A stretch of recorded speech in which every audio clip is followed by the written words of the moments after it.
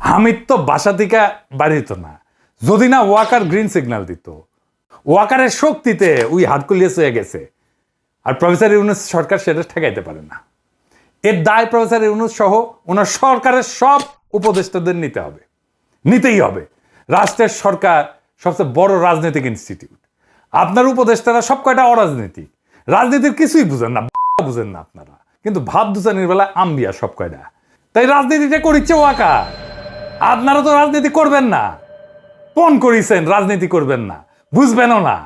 পাবলিকের ডলা খাইতে না চাইলে ড্যামেজ কন্ট্রোলের জন্য আজকে হাসিনার সব কয়টা প্রধান নির্বাচন কমিশনারকে গ্রেপ্তার করেন, আর জনগণের কাছে মাপ চান হাত জোড় কইরা যে আমরা ভাল শুন, মাপ কইরা দেন। আর শিরিন শারমিন তো এখনো দেশে আছে, শোনা যায় ওয়াকারের তত্ত্বাবধানে আছে। ওরে ধরেন না কেন? হাসিনা রেজিমে তো সে থার্ড মোস্ট ইম্পর্টেন্ট পার্সন ছিল, নাকি ওয়াকারের জিম্মায় আছে জন্য 7 খুন মাপ?